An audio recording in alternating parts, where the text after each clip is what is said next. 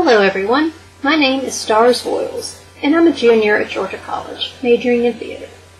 However, I'm also a history minor, looking to make that a double major, so theater history, right up my alley. Today, I'm going to discuss Shakespeare and his sonnets. Yes, I know. He's so hard and he makes so little sense. I'm here to tell you that your high school freshman literature teacher lied to you. Yes, they do. The thing about William Shakespeare is he's really not this high art, hoity-toity, fancy stuff. He loved sex jokes, he loved toilet humor, and goodness did that man love wordplay. So first off, I'm going to explain his language. According to Coined by Shakespeare by Geoffrey McQueen and Stanley Wallace, Shakespeare invented at least 1,500 words, and we use almost all of them still today. For example, hurry? Shakespeare invented it. Undress? Shakespeare. Never ending like the story? Numb, as in comfortably so? Shakespeare again. He gave the word humor the definition we use today. To make happy and satisfied. To suit or put in good humor. Before Shakespeare, humor meant just plain old temperament, good or bad. It was a medical term, since the doctors of the time thought we were made up of 4 humors, and if they were out of balance, that's how we fell ill or died. And then Shakespeare came along and decided that it was going to mean happy or amused. When it comes to understanding Shakespeare, all you have to do is learn what the words mean. Once you figure out that humor might not mean funny, or that light, as used in Love's Labour's Lost, can mean a promiscuous woman, you're really set. According to David Crystal in his article, The Language of Shakespeare, we get so caught up in passages like, "Take thou this vial, being then in bed, and this distilled liquor drink thou off, when presently through all thy veins shall run a cold and drowsy humor, for no pulse shall keep his native progress," or let's decrease, Romeo and Juliet at 14:1. It send us running to the dictionary every line. We miss the subsequent, "And in this borrowed lightness of shrunk death, thou shalt continue 42 hours, and then awake from a pleasant sleep." Why do I bring up Shakespeare's language if I'm going to talk about the sonnets? Because understanding the language will help us understand the wording of the sonnets, and thus their meaning. I'm not going to discuss all of the sonnets. There's just simply far too many of them. He wrote 154. Instead, I'm going to discuss a subset of the sonnets, known as the Fair Youth Sonnets. According to J.A. Fort, in the order and chronology of Shakespeare's sonnets, these sonnets comprise sonnets 1 through 126. The first 17 of the sonnets are sometimes known also as the Procreation Sonnets, as the main subject is the poet urging the fair youth to go out and have some babies already. There's a decided change in Sonnet 18, the famous "Shall I compare thee to a summer's day" sonnet, where the poet goes on to extol and effectively court the fair youth, according to Judith K. Gardiner, in The Marriage of Male Minds in Shakespeare's Sonnets. In the Fair Youth Sonnets, it appears that the poet was hired to persuade the fair youth to marry and have children, perhaps by the youth's family, or so argues Gardiner.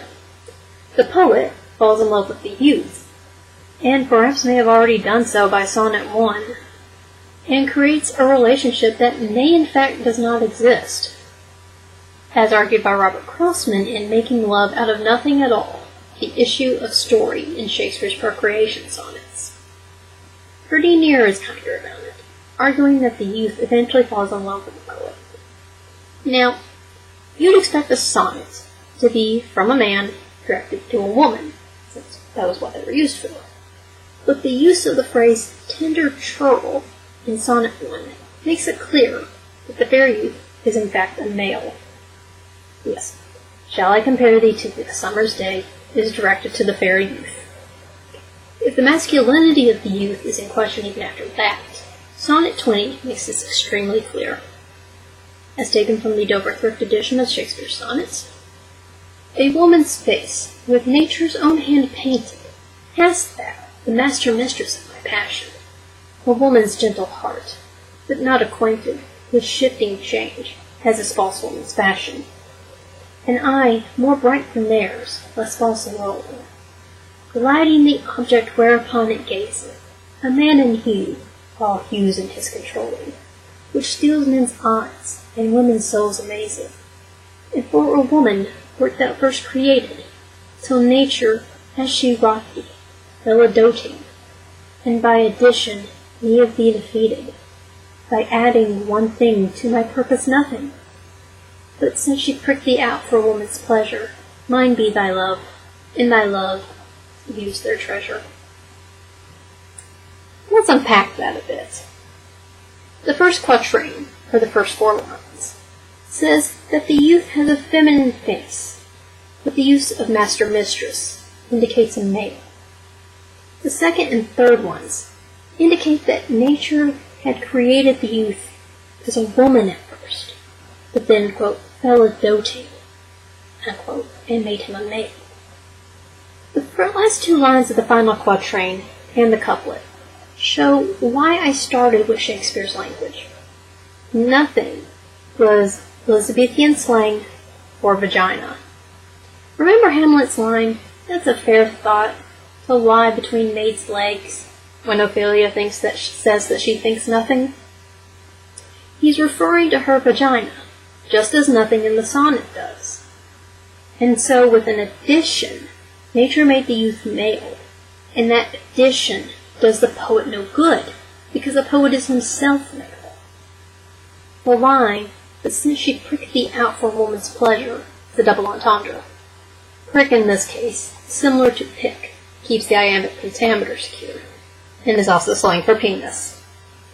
Remember what I said about Shakespeare and his love for sex jokes and wordplay? Now, you might question, who are the poet and the fair youth?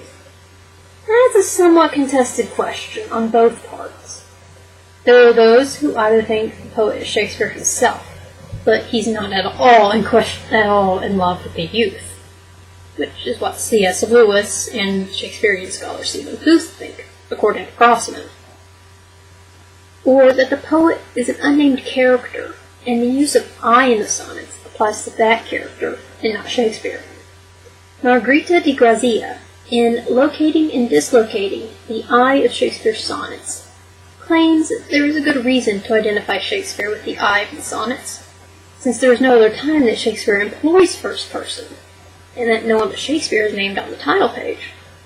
If there were to be a separate character for the poet, why would Shakespeare not give him a name? The youth is clearly you or thou, and the dark lady of the later sonnets is also clearly identified as such.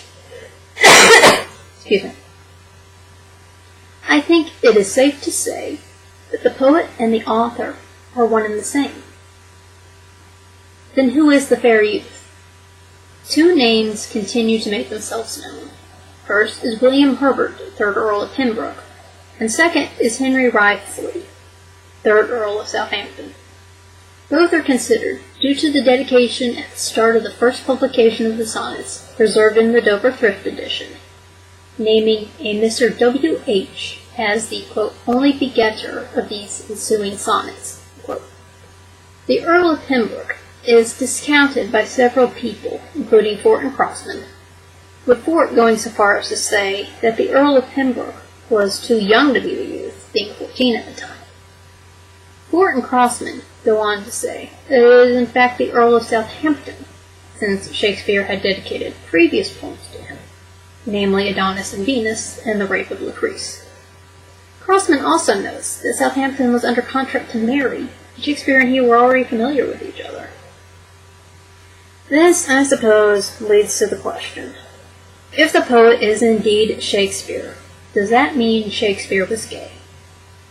I can only answer this question for myself, as it is as hotly contested as the identities of the poet, the fair youth, and even the dark lady. I don't believe he was, since he was married to Anne Hathaway and they had 3 children. I think it's much more fair to say that he was bisexual, but that's my answer. Yours might differ. There's so much more to say, but I only have 10 minutes to say it in, so I leave you here.